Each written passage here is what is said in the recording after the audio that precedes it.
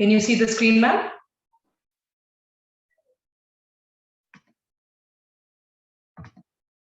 Illa, ma'am. No, ma'am. The screen is empty. Okay. It is in the end of slideshow, ma'am. Oh, I see. Sorry. Only one slide. Yeah. Now, okay? Yes, ma'am. Ma'am, please start. Good afternoon, everybody. It's a pleasure to start off the series of sessions for practicing pediatrician from IAP CCB. Ma'am, you are not well heard, ma'am. Oh, sorry. This is the first of the series. Am I okay? Because I'm in the hospital, so I don't know. Is it okay now? Yes, ma'am. Audible. From the IAP CCB team, we are happy to start off a series of programs targeting practicing pediatricians and a series for the postgraduates. This happens to be the first of such sessions. We're starting off with the practicing pediatrician series. I welcome our president of Tamil Nadu State Branch, Dr. Ramesh Kumar, who has joined us for this session, and it's been a teamwork from the IAP CCB. All our EB members have put in, the young, energetic, youthful team have put in a lot of work in a short time. And I hand over this to the sessions to be handled by Nisha, our EB member. And thank you for Sarath for starting off this year.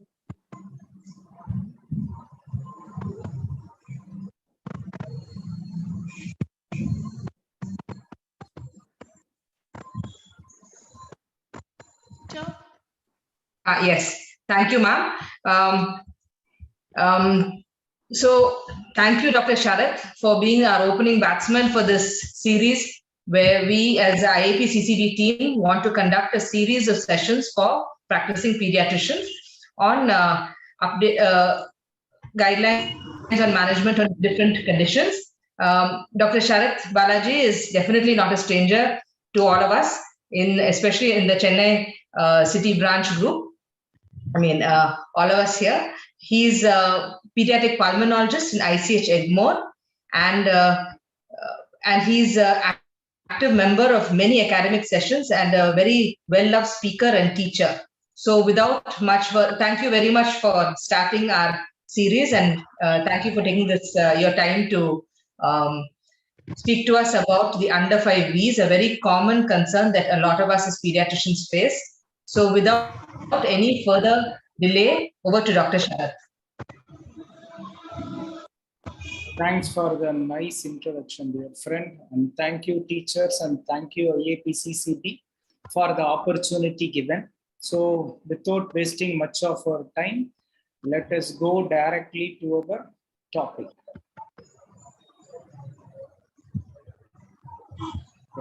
I hope I am audible and visible, including my slides too. Yeah, very much. Right. A great good evening on behalf of our Department of Pulmonology, ICH. And the topic for today is, so many times it was discussed, done and dusted several times across India. It's my turn to do it again. And we are going to discuss about under 5 wheeze. So let us think that we are doing a roundtable conference along with a consultant, a pulmonology consultant or a senior pediatric consultant with his postgraduate, the mother and the child. So think this scenario that is going to happen and the discussions that is going to take place for the next 40 minutes. Right. So right now, a mother is visiting your hospital. You are with your postgraduate, the mother to the consultant and the postgraduate. So she starts like this. Sir, tell me, ma, my mother-in-law, she is a software engineer, let us presume. My mother-in-law is a wheezer. Okay, my father-in-law is a sneezer, right? She must be thinking about her, his allergic rhinitis, My husband an itcher. I presume that he must be suffering from atopic dermatitis. Right. So now she starts with this. My 3-year-old child has been suffering from recurrent cough, cold, and wheezy sound. See, most often the two complaints that can be attributed by the mother are any sound, whatever it may be. One is wheeze, another is cold, whatever the sound is. And she is asking, I am married to this family of atopy.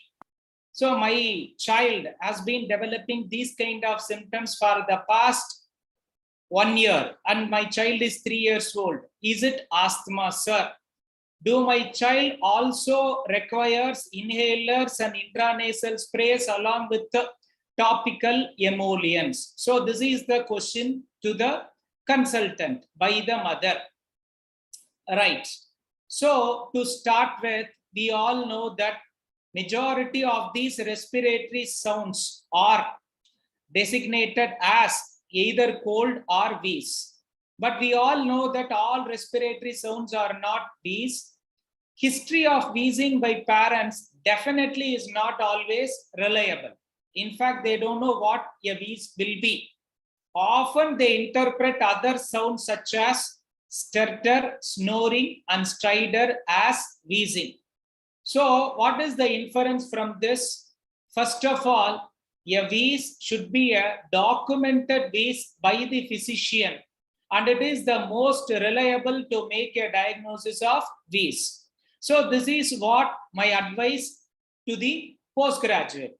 And I am asking my postgraduate to look all the old prescriptions in detail and asking him in turn to look whether there is physician diagnosed asthma is there in the old prescriptions, along with the response to bronchodilator, whether it is documented or not. Now, my postgraduate, after all doing an audit about these prescriptions, he told, sir, twice there is a physician diagnosed wheeze entered in the prescription. Point number 1. Second point, the past 6 months. And twice there were response to bronchodilator. It was documented, sir. So definitely this is a case of wheeze documented by the physician. 2 episodes so far, and there was a response to bronchodilator. Now what next? The PG is saying, yes, there are 2 episodes of wheeze responding to bronchodilator. So there is no doubt it is wheeze, nothing else like your stutter, snoring, or stridor. What is a stutter? The noisy breathing that arises as a result of some secretions in the nose is called a stutter. You all know that snoring arises from the nasopharynx and it is due to adenoid. And a stridor often arises from the level of the larynx to the upper part of the trachea. And this is a case of documented wheeze twice the physician. Now, the PG is asking me to the consultant, sir, plenty of terms have been used by you people. One assistant professor is saying under 5 wheezer, one is saying preschool wheeze, one episodic wheeze, one the most common viral induced wheeze. What term should I use, sir? I am really confused. What term should I use, sir? So there are so many terms that can be used for children who develops wheeze, particularly when they are less than 5 years old.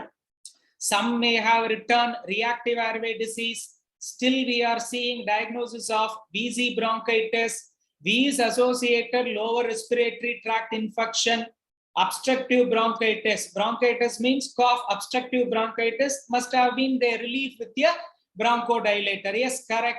Recurrent bronchiolitis can be used the term. Yes, you can use episodic wheezer, multi-trigger wheezer, preschool wheezer, recurrent wheezer. There are so many terms. What should I use, sir? I don't think there is you need to know what is the exact term that should be used. You can use any terms. Whatever term that is given here can be used. But before that, please do not use the word asthma in children under 5 years old. Better not to use the term asthma in children under 5 years old. All other terms are reasonably acceptable. I don't think there is a mistake in identifying the disease with any of these names. But there are some names provided by the European Task Force. They are, one is multi-trigger wheezer. So what, as per your, one second.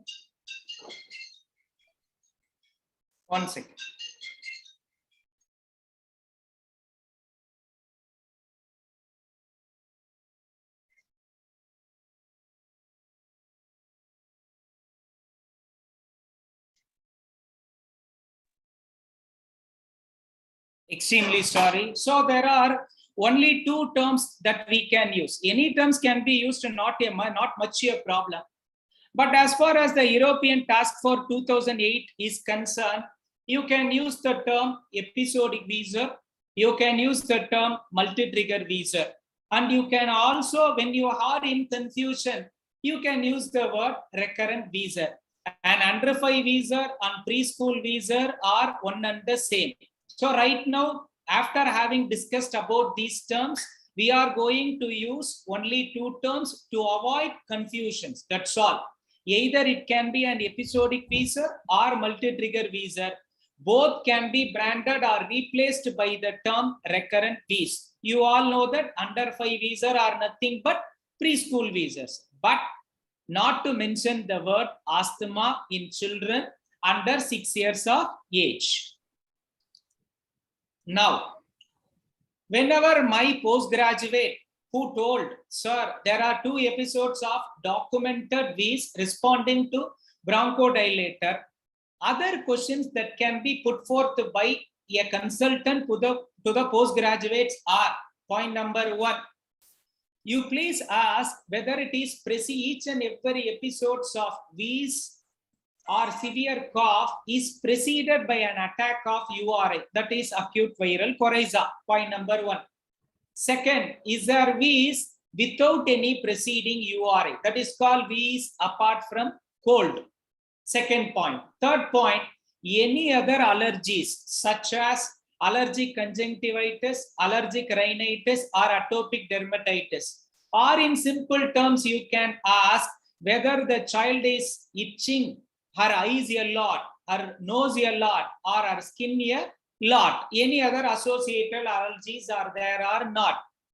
Next point, whether there is family history of atopy in the parents. Either it can be a parental asthma or related atopic dermatitis, allergic rhinitis, or allergic conjunctivitis. But why? What is the need to ask all these questions? Because based on these 4 questions, we are going to classify a recurrent wheezer, a preschool wheezer, or an under 5 wheezer as either an episodic wheeze or multi-trigger wheeze based on these 4 questionnaires. But before that, better you need to rule out all other normal, abnormal variants. So before classifying a under 5 wheezer or preschool wheezer less than 5 years old as episodic wheezer or multi-trigger wheezer, let me ask about the red flags. Let me rule out all the red flags. Only when I rule out all the red flags, then only I will classify my child as either a episodic wheezer or multi-trigger wheezer. Both together can be called as a recurrent wheezer. So what are all the red flags that you know? Yes, you all know a wheeze is a disease characterized by an abnormal bronchoconstriction and bronchoinflammation. There is no much of infection or hypoxia, as a result of which the following findings will rule out a recurrent wheezer, a preschool wheezer, or an under 5-year wheezer. None of them should be present to diagnose, to label the case as episodic wheezer or multi-trigger wheezer. Failure to thrive. So whenever I see a child, what about the weight? What about the height in my growth chart? If it is more than 50th percentile, well and good. I am dealing only with a simple recurrent wheezer, either episodic or multi-trigger. Clubbing rules out asthma. You all know that it indicates that there is an underlying hypoxia or underlying infection, ongoing infection. Wet cough, you all know whether it is an adult or a child, asthma is always a dry cough. Wet cough indicates definitely there is an underlying infection. With failure to thrive, you will consider in terms of a bronchiectasis. Without failure to thrive, the new term that we have been using for the past 8 to 9 years is protracted bacterial bronchitis, particularly if the wet cough is associated with a duration of more than 4 weeks. Sudden in onset, any pediatrician will not miss any case of sudden onset cough, whether it is associated with a differential air entry, that is air entry reduced, along with the stridor or monophonic wheeze, must be a foreign body. Right. Hypoxemia outside context of viral illness. That means when you catch a viral illness, whether it is a flu or any other viral illness, there may be an underlying hypoxia till the child resolves from the viral illness. So in the absence of viral illness, if the child has hypoxia, it may be due to an underlying interstitial lung disease. You all know that wheeze is a disease of bronchus. Stridor indicates involvement of larynx or upper trachea. Monophonic wheeze, when you hear the same note throughout the chest, front or back, right or left, you are dealing with a case of intraluminal bronchial obstruction, mostly foreign body. Prolonged pyrexia and weight loss, you are dealing with the CF or immunodeficiency. Again, cough or choking while feeding can be again due to a foreign body. Neonatal onset, cough since day one of life cannot be an episodic wheezer or multi-trigger wheezer, must be a vascular ring, must be a CF or must be a PCD. So before branding the case as episodic wheezer or multi-trigger wheezer, let me rule out all these points. Even when one of these points are present in my history or physical examination, my diagnosis is not a straightforward episodic wheezer or multi-trigger wheezer. What do you mean by? So whenever you have any of these red flags, it means it is a atypical wheezer. So let us consider we have a typical wheezer which can be classified as either episodic wheezer or multi-trigger wheezer, and an atypical wheezer along with these red flags. So atypical wheezers, when symptoms are present from birth, it can be an airway anomaly involving tracheobronchomalacia, or it can be a primary ciliary dyskinesia. Wet cough, unless otherwise proved, in a country like India, rule out TB first, then you can think about, in the presence of failure to thrive, a cystic fibrosis or immunodeficiency or primary ciliary dyskinesia. In the absence of failure to thrive, you can think about protracted bacterial bronchitis.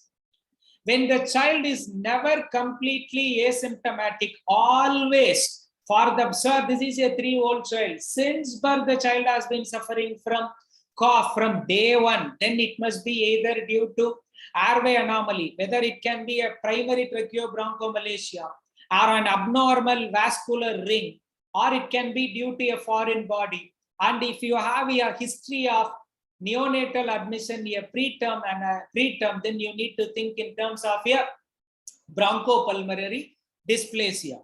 Whenever you have a failure to thrive and a documented consolidation, please consider cystic fibrosis and primary immunodeficiency. Do not consider this CF and PID or belong to Caucasian population. Right now in our center, we have around 25 mutation-proved cystic fibrosis, around n number of primary immunodeficiencies. Each and every month we have been getting. So please do not brand these diseases as the diseases that belong to Western population. It is as common as in India because we have around 150 crore population, and these diseases are so common in our country too. So as we discussed, this European task force divides your recurrent wheezer or an under 5 wheezer into 2 categories. One is an episodic wheezer and another is a multi-trigger wheezer. So what is an episodic wheezer? An episodic wheezer is one who develops wheeze, all wheeze episodes are preceded by an URI, that is viral respiratory tract infection.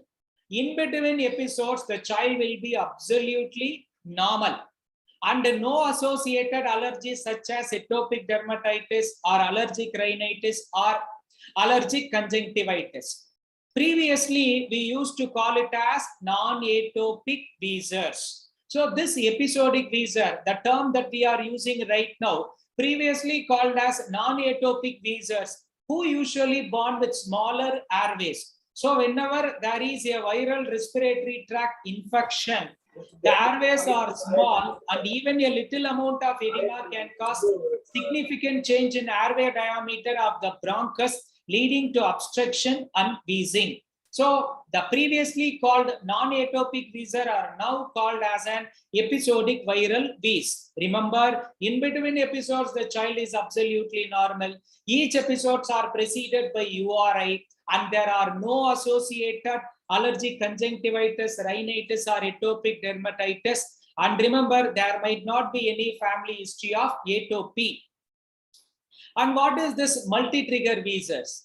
Here, multi-trigger wheezers are in which the child used to wheeze and the trigger can be viral infections. Apart from viral infections, the wheeze can be provoked by emotions such as crying or laughing, environmental issues such as smoke or cold air, and the child after a playful activity might land up in a severe cough or wheeze, which is nothing but exercise-induced bronchoconstriction.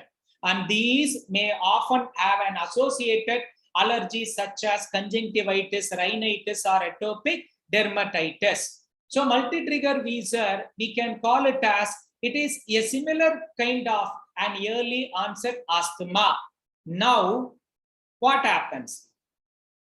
So you have two classification. One is episodic wheeze. Trigger is only URI, no allergies. Multi-trigger wheezer. Again, there is, apart from URI, there are other associated triggers. Remember, an episodic wheezer in course of time can go for multi-trigger wheezer, and multi-trigger wheezer can go in course of time can be an asthmatic patient. So it is not a tight water compartment. Now, after asking the history to the mother, the PG is replying to you, sir, I had asked the mother. She said, the child developed significant cough after an episode of cold and significant cough after a playful activity too. The child itches her nose and eyes often. After listening to this, the mother, nowadays mothers are listening to us whenever we take classes to our postgraduates. After having listening to our discussion, the mother is asking to the consultant, sir, do my child develops asthma in future? If it is so, do I need to take any test? Because your explanation to the postgraduate is that a multi-trigger wheezer can go for an asthmatic attack. And as per your explanation, my child is developing wheeze even after a playful activity, even after without cold also my child is developing wheeze. Along with that, she itches like her father, daughter-in-law, father, mother-in-law, as well as father-in-law. So, do my child is going to develop asthma in future? What will be your answer to your postgraduate and what will be your answer to the mother? Simple. There are so many criteria, but we can take this new modified asthma predictive index. So what is this new or modified asthma predictive index? Whenever a child develops 4 wheezing exacerbations in the past 1 year, definitely at least one should be a physician confirmed episode. Now you have a case with the recurrent wheeze. Now look at the underlying risk factors. So you have a major risk factor, you have a minor risk factor. What is a major risk factor?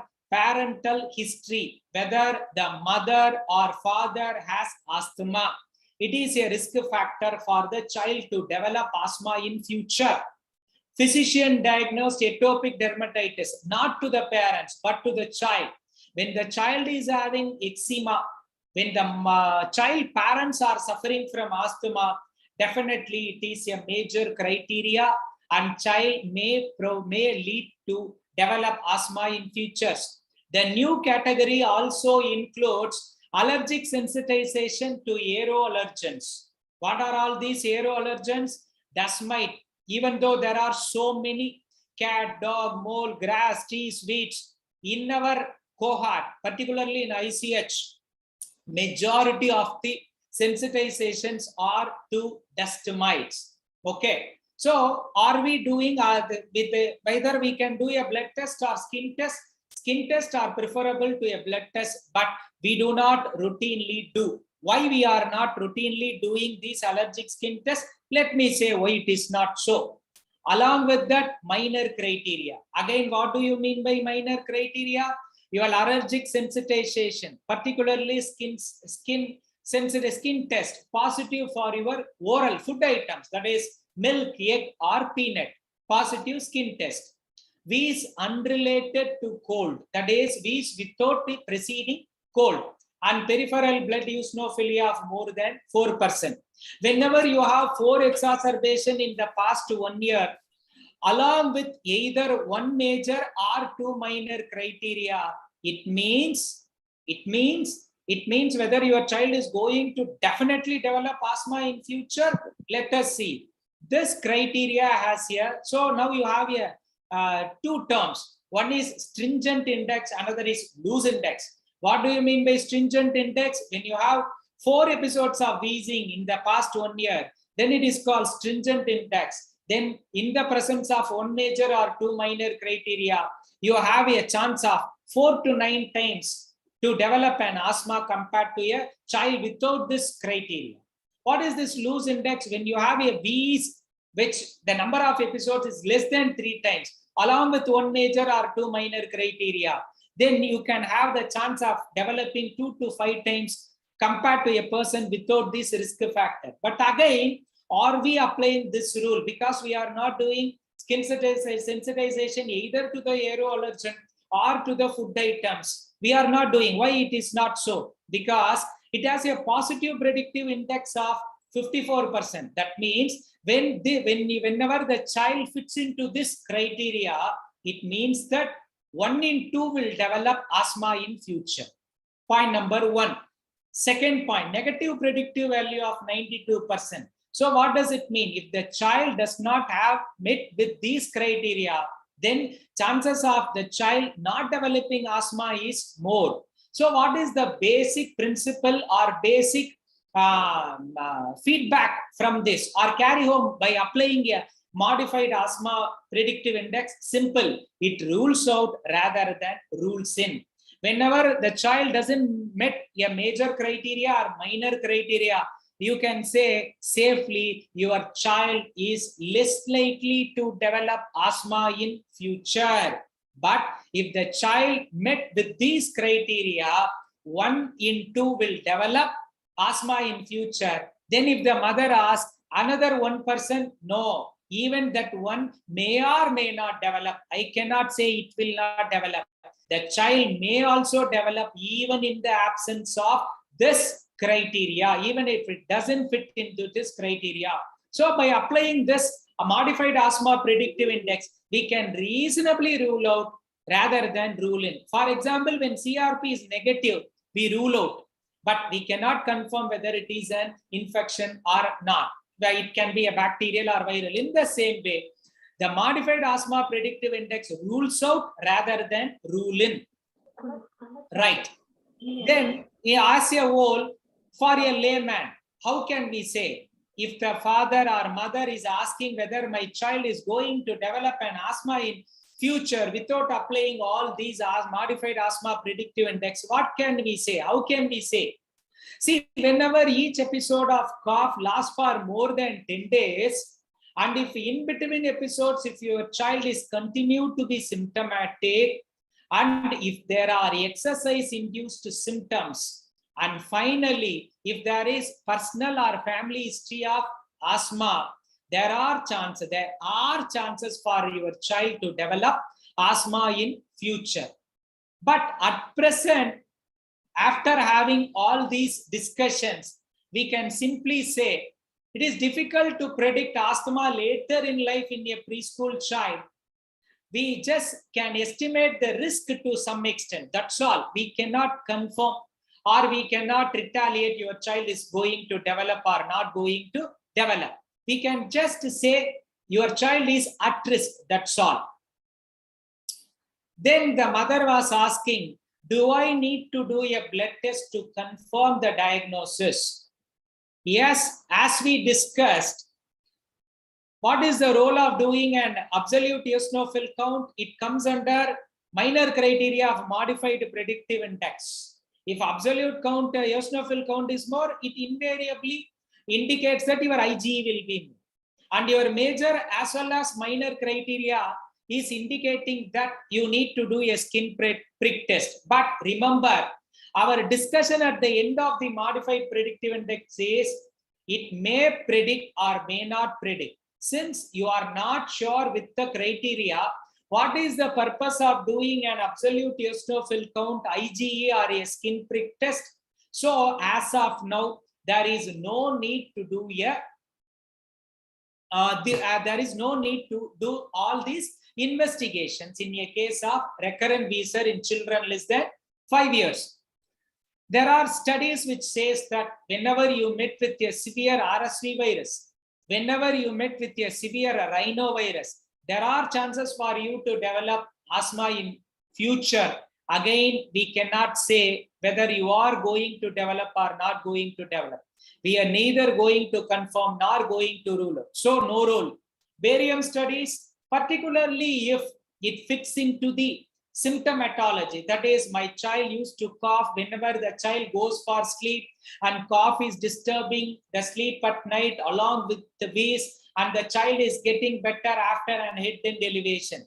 Particularly, this applies only to children less than 1 year along with these symptoms. Otherwise, none of these tests are useful in our day-to-day practice. So what do you mean by that? Your diagnosis of asthma in children less than 5 years old is always clinical. Documented wheeze is there or not? Response to bronchodilator is there or not? Your environment, emotion, exercise is going to trigger the cough or wheeze is there or not? These are all the simple questions that you are going to ask, and you are going to rule out certain red flags. Beyond that, there is no need to do all these investigations. And mother still can ask you, because you can live in an era of genetic testing. You are living. Definitely future is going to be ruled by this genetic test. Even today, we have been getting so many diagnoses by doing your genetic test, whether it is a clinical exome or whole exome analysis. And some studies says that whenever you have an issues with these mentioned genes, there is a chance for your child to develop an asthma. But at present, you just know these genes are associated with development of asthma in future. But as of now, still it is clinical. But we may do in future. Who knows? Now, the child, you have divided the child typical wheezer, atypical wheezer. Atypical wheezer, you are ruling out all underlying issues like airway anomaly, CF, foreign body, tracheobronchomalacia, PCDs, PIDs, protracted bacterial bronchitis. So point number 1, your weight is normal, everything is normal, no red flags are present. Atypical wheezer, that is separate. That has to be discussed in detail. That has to be dealt by the concerned pulmonologist. But when there are no red flags and wheeze with cold only, no family history of atopy, no associated allergies, in between child is normal episodic wheeze. When you have associated allergies, when the child is not normal in between, and the child is having a family history of atopy, then it is called multi-trigger wheeze. Now the child is having an episode in your office practice. What you are going to do? Remember, for any kind of typical wheeze, I mean without red flags, either in the history or in the physical examination, you proceed with the bronchodilator. The only bronchodilator that you and me need to know is salbutamol. We all know that salbutamol is not going to produce either palpitations or tachycardia even in our children. So salbutamol is the preferred inhaled bronchodilator. In what way we need to give? Do I need to give through a nebulizer, or do I need to give through a metered dose inhaler along with a spacer and a mask? Study says that whenever the child is able to withhold or withstand in case of mild to moderate cases, your metered dose inhaler along with the mask and spacer is as effective as a nebulizer. So in an office practice, that too in the period of this Omicrons, Delta, Alpha, Beta, Gamma, everything, you stay with the spacer rather than with your nebulizer. Second point, sir, do I need to give an oral steroids of 1 mg per kg per day for an acute episode for about 3 to 5 days? Remember, mild to moderate wheeze who recovers without any hospitalization, no underlying hypoxia, without any life-threatening spells, the child will not need a prednisolone. It needs only a bronchodilator every 4th hourly for about 3 to 4 days. So what is the role of an oral corticosteroids? Whenever there is an hypoxia, whenever you are admitting the child, then there is a role of corticosteroids. So corticosteroids need not be routinely given in our day-to-day OP practice. When you admit an episodic wheezer with hypoxia and who requires along with the profound tachycardia or bradypnea, then there is an indication for salbutamol. When you are planning to treat on OP basis, a simple salbutamol is sufficient. So how to give your salbutamol through your metered dose inhaler along with the spacer and mask? 2 puff every 20 minutes for about 2 hours is more than sufficient to tackle majority of wheezes. Now your postgraduate is started giving this 2 puff every 20 minutes, and while doing it, he is asking, sir, when I need to refer the case, whenever I see a case of episodic wheezer who is being treated as OP with the help of salbutamol along with the MDI, spacer and the mask. So whenever there is a requirement of more than 6 puff within 2 hours, or whenever there is a wheeze which lasts for more than 24 hours, then you need to admit the child. When you admit the child, start oral corticosteroids, 1 mg per kg per day. Prednisolone is more than sufficient for 3 to 5 days. Right. Now, sir, what is the role of an we have discussed about an episodic wheezer. We have discussed about a multi-trigger wheezer. These are all the phenotypes. When we are going to start an inhaled corticosteroid, sir, is there any role of daily controller therapy such as inhaled corticosteroids? Okay, for that you need to know, apart from an episodic wheezer or apart from a multi-trigger wheezer. So this is just to quantify the illness, whether he is going to develop an asthma in future or not. But as far as whether you are going to start an inhaled corticosteroids or not, divide the child into 2 categories, whether he is an intermittent wheezer or persistent wheezer. How do I know whether the child is going to require a daily controller therapy such as budesonide for about 3 months? Just ask all these 4 questions.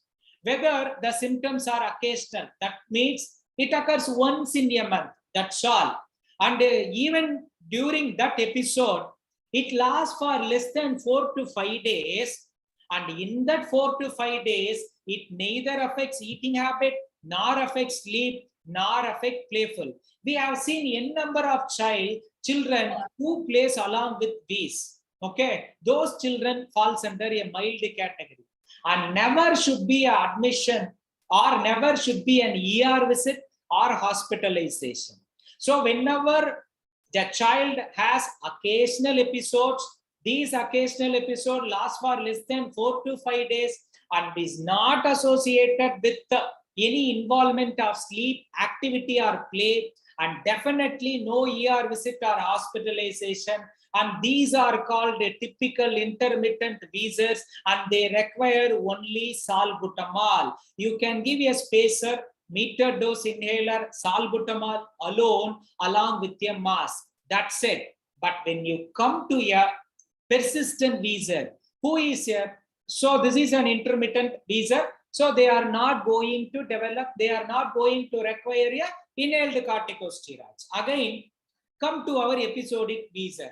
Episodic wheezer, they develop wheeze whenever it is preceded by URI. That viral respiratory tract infection initiates the cascade of wheeze. Is it possible to prevent this viral episode wheeze by any other drugs? Yes, 2 drugs can be tried. One is Montelukast 4 milligram at the onset of URI symptoms, and it can be continued till the child resolves its symptom of URI.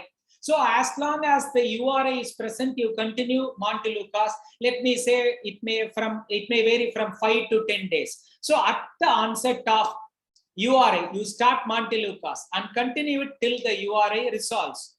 It can also be one more alternative is budesonide inhalation suspension, 1 milligram twice daily, with each and every episode of URI. And again, it can be continued till your URI settles. So this is nebulizer. And whether can I use an inhaler therapy intermittently along with episodes of URI? Yes, your beclomethasone and budesonide up to 800 micrograms along with the URI symptoms can be given. But remember, this high dose intermittent inhaled corticosteroids, whenever you start with each and every viral episodic wheeze, definitely it is going to end up, because we all know that almost each and every child less than 3 years in particular develops an URI which lasts for about 7 to 10 days in a month. As a result of which, this beclomethasone inhalation, budesonide inhalation, or budesonide through your nebulizer is not recommended because of the steroidal suppression on growth. So European Task Force says that Montelukast can be tried. I repeat, can be tried, but there is a red box warning. Montelukast may cause abnormal behavioral disorders. But to our knowledge, in our center, ICH cohort, we have not seen any case of Montelukast induced behavioral issues. It may occur in an adolescent age group, but definitely not in an under 5 wheezer. To our knowledge, it is a safer drug. You can try. Now, what is a persistent wheezer, recurrent wheezer, or severe wheezer? The branding is for only one purpose. Am I going to start an inhaled corticosteroids or not? That's it.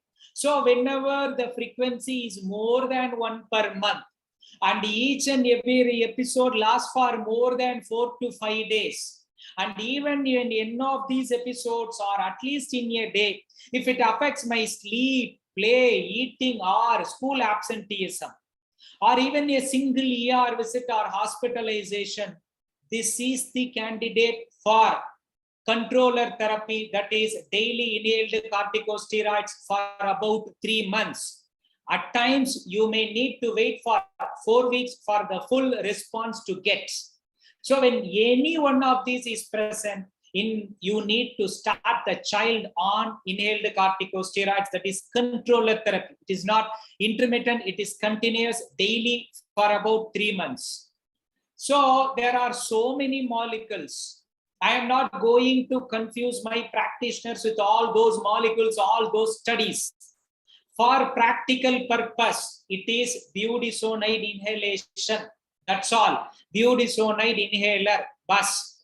Along with spacer, mask, and your meter dose inhaler is budesonide. You can start with 100 microgram. You can go up to 400 microgram. Remember, at times you may need to wait for about 4 weeks to get a positive result. Before that, don't jump into a conclusion that your child is not responding. And the maximum allowable dose is 400 micrograms per day. The child is not responding to this maximum doses of 400 micrograms per day. It means that you are missing something else, or it is not a case of asthma per se. So for practitioner purpose, you need to use a mask. You need to use a budesonide inhaler along with a spacer. That's it. And again, there are so many times people used to do false technique, and here the mother had invented one new thing that she is using the meter dose inhaler with mask only without spacer. Whenever you see just like that, you may think that it may work as well, but it is not so. And this is the correct technique. And when it is properly taught to the parents, definitely the child is the complaints will be very, very good. The technique will be very, very good. Usually, we don't start on the same day whenever we see the child in our OP visit. We will ask the father and mother to do the spacer. Either father has to do it for the mother, or mother has to do it for the father. Either father-in-law or mother-in-law, so that by the end of 3 days, the child will understand these things can happen to anyone, and these things need to happen for the child too. But never try a combination of mother-in-law and daughter-in-law, right? And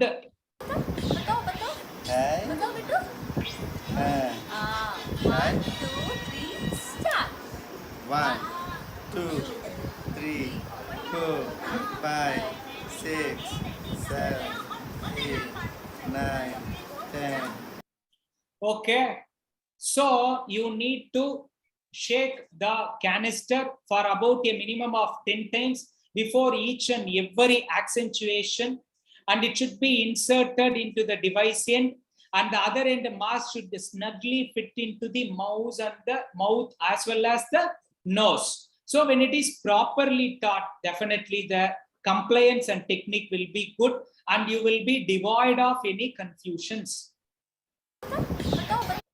Okay, then you had sent the patient. After 4 weeks, the child had come. You had started inhaled corticosteroids. After 4 weeks, the mother had brought the child. So what are all the 4 questions I am going to ask? The same questions. Whether there are diurnal episodes, whether there are nocturnal episodes, whether there are exercise limitation, that is not playing, whether the reliever salbutamol is required often. Whenever you say no to any of these questions, it means it is a well-controlled wheeze. Continue for 3 months and stop. Whenever at least even no to at least 2 of these questions, then it is either partly controlled or uncontrolled. Then what we need to do in case of a partly controlled or uncontrolled, provided your diagnosis of atypical wheezer is ruled out, provided you have ruled out your red flags, then what you need to do, simple. In case of good control, as we discussed already, continue for 3 months and stop. No need to taper and stop as we do in children more than 6 years. In case of poor control, always, provided if your diagnosis is correct and you have ruled out red flags and atypical wheezers, always the mistake will be on the technique, the mistake will be on compliance. Whenever they are not doing correct technique, definitely the doctor who started has to be blamed. Whenever the compliance is the issue, when people often think that you need to use salbutamol daily and they may use your Budecort whenever it is required. So it has to be stressed that your budesonide should be used daily and your salbutamol only during periods of exacerbations. If correct, that is your technique is correct, compliance is correct, even after 4 weeks, if your symptom is partly controlled or poorly controlled, you can increase the dosage of budesonide to up to 400 micrograms a max. Or along with the pre-existing budesonide, you can add daily montelukast therapy. Now, another question is, sir, I am bothered about this inhalation therapy. Is it possible to give montelukast alone for about 3 months? Yes. If the child responds to montelukast, a daily montelukast of 4 mg in the evening for about 3 continuous months is good, but it is not superior to your daily inhaled corticosteroids. If there is no response to the maximum dosage of 400 microgram of budesonide along with a good technique compliance, no red flags, then you need to think something else. You are not dealing with a case of clear-cut, typical, recurrent wheeze. Right.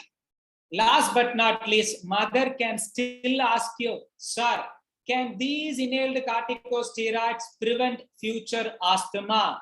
So many studies says that the inhaled corticosteroids that you are using right now for about 3 months had no effect on the development of asthma and wheezing later in life.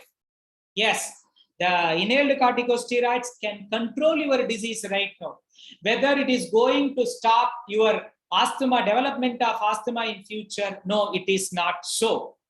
But if the mother still insists, is there not any way to control all this, at least in my second kid or in my kid after stopping this inhaled corticosteroids? Yes, breastfeeding is shown to reduce atopy.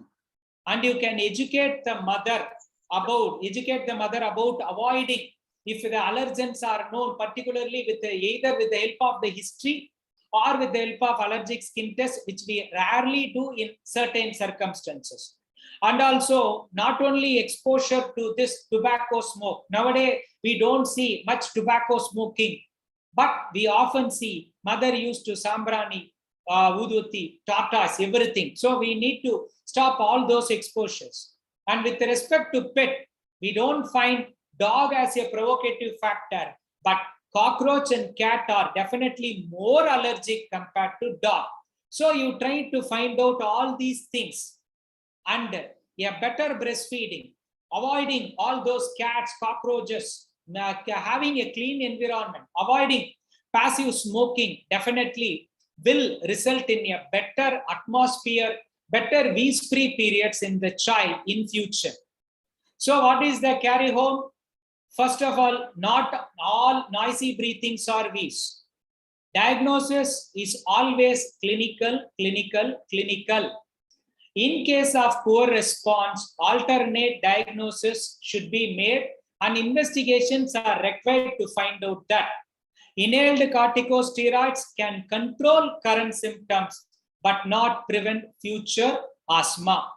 With this, I am completing my session. I am stopping my slideshow. Thank you. Thank you so much, sir, for the wonderful presentation. I think we have few questions in the chat box. The first question is a chest X-ray indicated in a first episode of wheeze by Nisha madam? Unless otherwise proved, when you have a bilateral wheeze responding to a bronchodilator preceded by an URI, definitely not. When there is absence of response to nebulization, when there is an associated stridor, when there is a differential air entry, you need to take.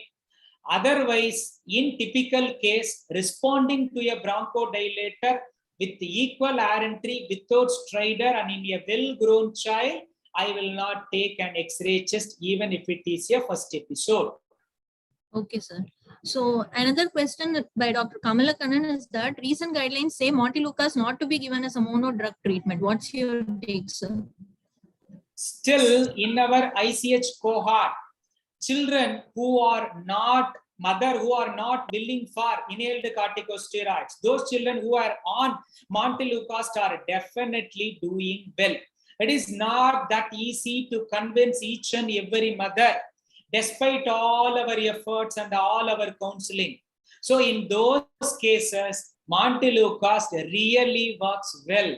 I don't know about that Western literature or Western data or Caucasian data. Our children, we can't say almost 100%. Some of them are definitely responding to Montelukast. You can try, no issues in that. So another question is the dose of salbutamol for MDI nebulization. Simple, madam. Salbutamol is 100 microgram for every 20 minutes, 2 puff. So if the child is brought to you with the wheeze by about 7 o'clock, so 7:20, 2 puff, 7:40, 2 puff, 8 o'clock, 2 puff, and you can wait up to 2 hours. Majority of them will respond to that 6 puff within the 2 hours. If they are not going to respond within those 2 hours, and if they are going to develop again a wheeze within 4 hours after the OP visit, better admit the child and start oral steroids. Okay. So salbutamol versus levosalbutamol, which is preferable, sir? Not much difference, madam. Both are one and the same. Salbutamol is mainly meant for adults. As far as pediatrics is concerned, we don't find much of tachycardia or palpitations with respect to salbutamol. Both are one and the same. Salbutamol is safer. Okay, sir. And the next question you already answered, sir. During asthma exacerbation, which has to be preferred, MDI or nebulizer, you had already told in your presentation, sir. And personally, I have a question, sir. I have few patients who come with atopic dermatitis exacerbation. A few days later, they develop an acute episode of wheeze. You said for URI, we can start prior Montelukast to prevent that episode.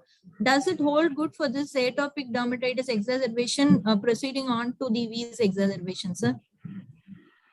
You have Montelukast whenever URI starts. When you start Montelukast, it will prevent definitely the ongoing inflammation in the, may or may not prevent ongoing inflammation in the, what do you mean by that airway?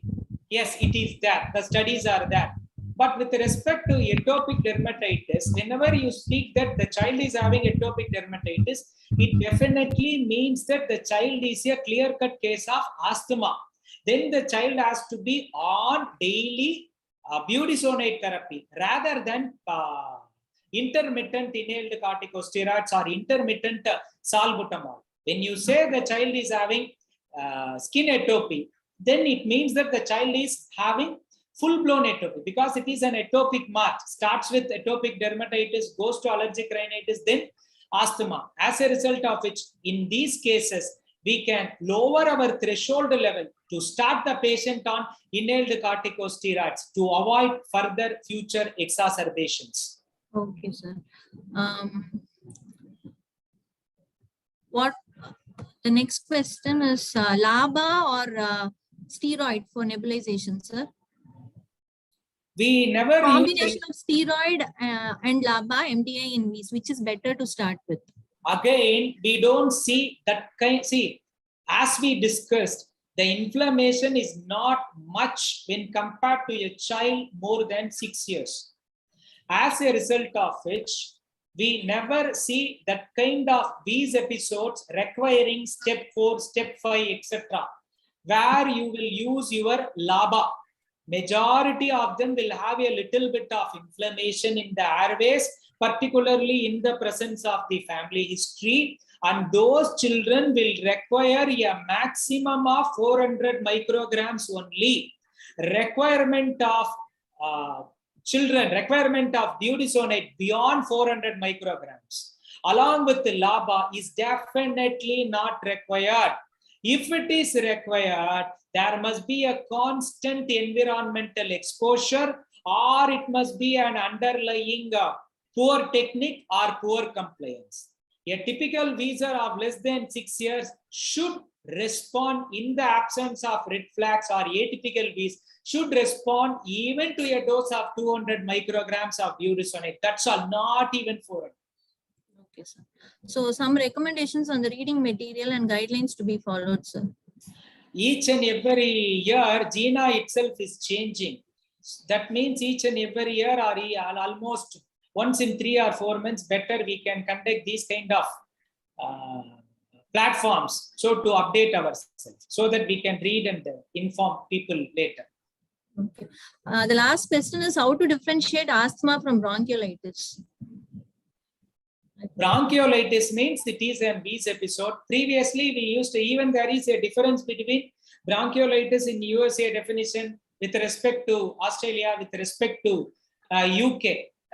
Some countries, first episode is up to 2 years. Some countries, first episode is up to 6 months. Bronchiolitis means it's a wheeze episode. It may or may not respond to your salbutamol. That's all. Whenever it is associated with trigger-induced cough, trigger-induced wheeze, it may be a manifestation of underlying asthma. Remember, bronchiolitis can be a first manifestation of asthma too. That means even in bronchiolitis, you can try a trial of salbutamol, particularly in the presence of a family history of atopy. So there is no wrong in trying a salbutamol even when you brand a case as bronchiolitis. But if there is no response, don't continue. Okay, sir. Thank you so much. I think we are running out of time, and I shall propose a vote of thanks now. Good evening, and I'm immensely thankful to the IAP-CCB team for giving me an opportunity to propose a vote of thanks in this August podium. First of all, on behalf of our IAP-CCB team, I profusely thank Sarath sir for accepting our invite in a very short time and for his very clear-cut and very elaborate presentation on the very useful topic today. So thank you so much. And I thank our CIPLA, the sponsor, for providing us an uninterrupted digital platform. And I could see overwhelming response, more than 130 audiences who have participated. I profusely thank each and every one of them. And I thank the entire IAP-CCB team as a whole for choosing this wonderful topic and a wonderful star speaker. I thank everybody. Thank you all. Thank you, IAP-CCB. Thank you, teachers and friends. Thank you. Thank you, Sarath. Thank you, Sarath. Bye, bye, bye. Bye, madam. Bye, madam.